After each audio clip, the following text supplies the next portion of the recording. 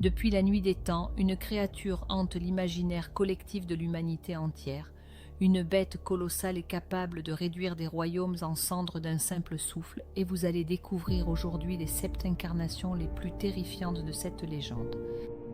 Les dragons ont traversé les civilisations, les continents et les millénaires, mais certains d'entre eux se distinguent par leur puissance dévastatrice et leur capacité à glacer le sang des plus braves guerriers. Préparez-vous à un voyage épique qui vous mènera des montagnes glacées de Scandinavie au temple sacré d'Asie, car le dernier dragon de cette liste possède un pouvoir si redoutable qu'il pourrait littéralement mettre fin au monde tel que nous le connaissons. Commençons notre périple avec le 7e dragon de cette liste, une créature qui règne dans les profondeurs obscures de la mythologie slave.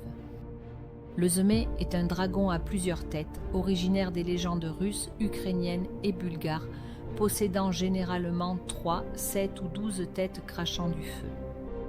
Contrairement à ses cousins occidentaux, le Zmé possède une intelligence remarquable et peut même prendre forme humaine pour séduire ou tromper les mortels. Dans les contes populaires, ces dragons vivaient dans des montagnes lointaines et enlevaient régulièrement de belles princesses qu'ils gardaient prisonnières dans leurs repères.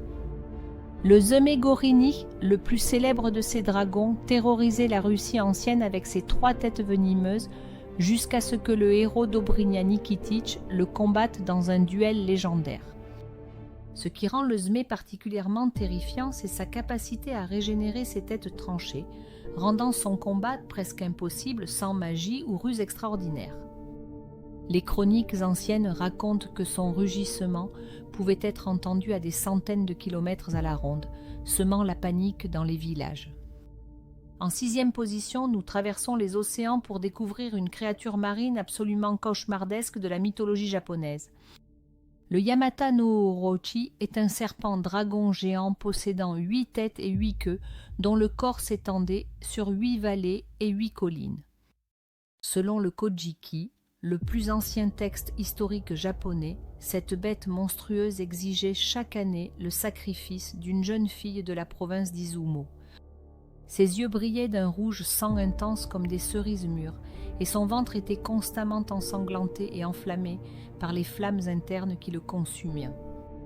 Le dieu de la tempête, Susanoo, réussit finalement à vaincre Orochi en l'enivrant avec 8 cuves de saké avant de trancher ses 8 têtes dans un combat titanesque. Dans le corps du dragon, Susanoo découvrit l'épée légendaire Kusanagi no Tsurugi, l'une des 3 reliques impériales du Japon encore vénérées aujourd'hui. La légende raconte que le sang du Yamata no Orochi transforma la rivière Hi en un torrent écarlate durant 3 jours et 3 nuits. Si vous êtes fasciné par ces créatures légendaires et que vous voulez découvrir encore plus de mythes extraordinaires, n'oubliez pas de vous abonner et d'activer la cloche de notification, car chaque semaine nous explorons ensemble les mystères les plus captivants de la mythologie mondiale, et votre soutien donne une force incroyable à cette chaîne pour continuer à vous offrir du contenu de qualité sur ces légendes fascinantes. À la 5e place, nous retournons en Europe pour rencontrer un dragon qui incarne la cupidité et la destruction dans la mythologie germanique. Fafnir était à l'origine un nain qui se transforma en dragon après avoir été consumé par l'avarice et le désir de posséder un trésor maudit.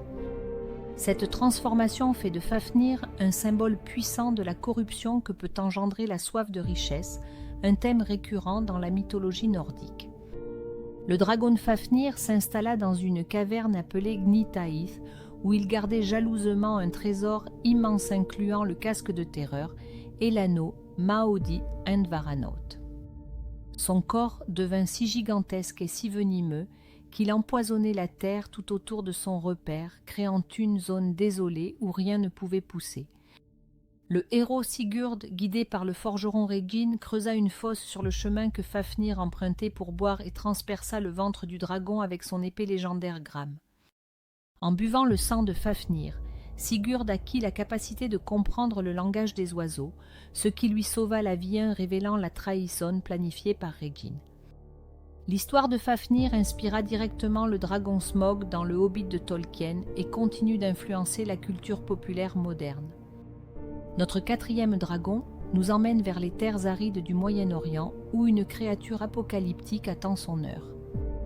Dans la mythologie persane, Azidahaka est un dragon à 3 têtes, 3 gueules et 6 yeux qui représentent la sécheresse, la destruction et le mal incarné.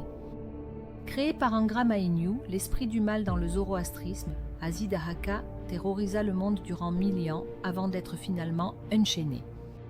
Selon la légende, ce dragon se nourrissait quotidiennement de 2 jeunes hommes, dévorant une génération entière de guerriers avant d'être stoppé.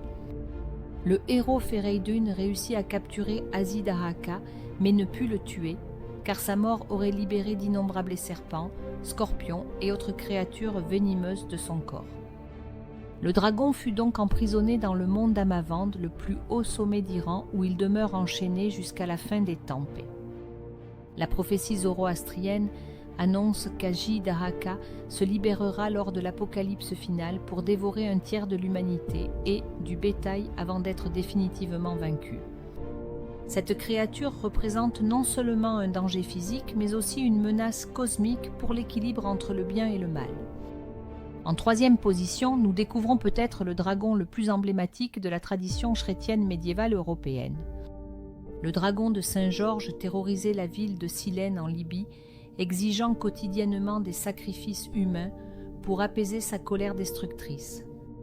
Lorsque le sort désigna la propre fille du roi pour être offerte au monstre, le chevalier Georges de Lydda intervint dans un acte de bravoure légendaire. Selon la légende dorée de Jacques de Voragine, Georges transperça le dragon de sa lance avant de l'enchaîner avec la ceinture de la princesse. Le dragon vaincu fut alors mené dans la ville comme un chien docile, démontrant le triomphe de la foi chrétienne sur les forces païennes. Cette histoire devint si populaire que Saint Georges fut adopté comme saint patron de l'Angleterre, de la Catalogne, du Portugal et de nombreuses autres régions. Le dragon de cette légende symbolise le paganisme, le mal et toutes les forces obscures que la foi et le courage peuvent vaincre. Des cathédrales aux armoiries royales, l'image de Georges terrassant le dragon est devenue l'un des motifs le plus reproduit de l'art médiéval européen.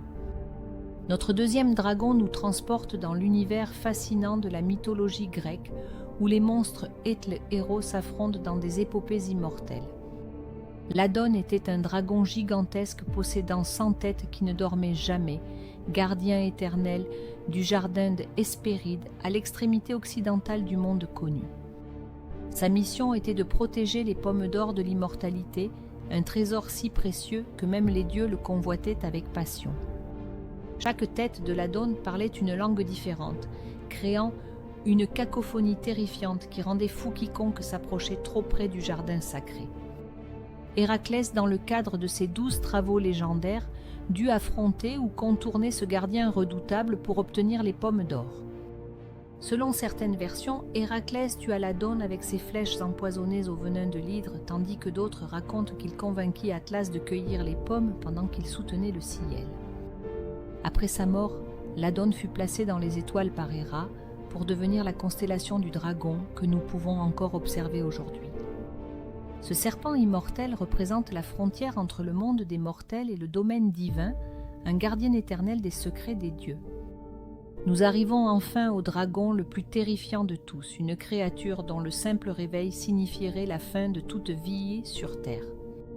Jormungandr, aussi appelé le serpent de Midgard, est le fils du dieu malicieux Loki et de la géante Angr Bodadins, la mythologie nordique.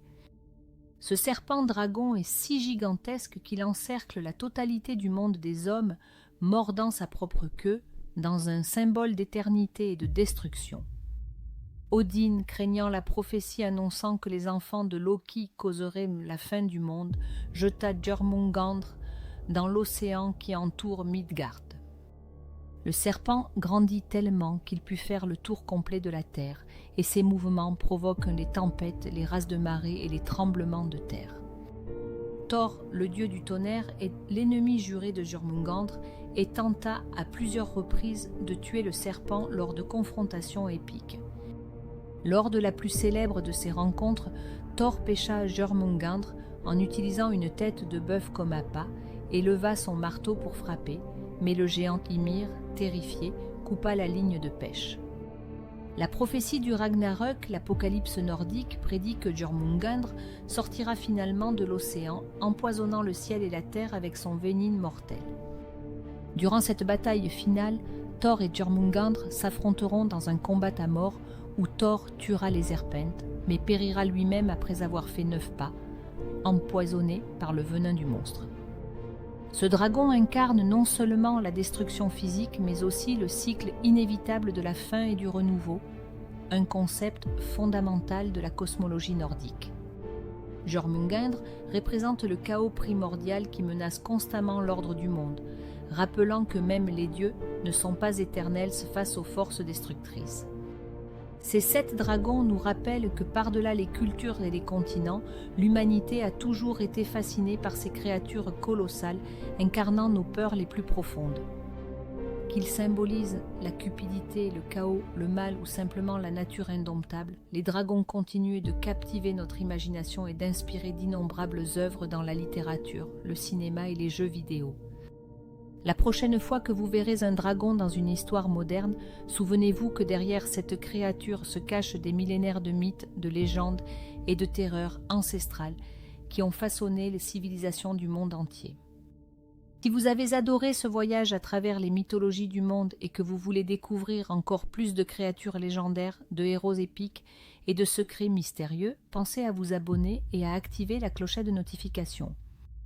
Nous publions de nouvelles vidéos chaque samedi pour explorer ensemble les légendes les plus fascinantes de l'humanité et votre soutien est essentiel pour faire grandir cette communauté de passionnés de mythologie.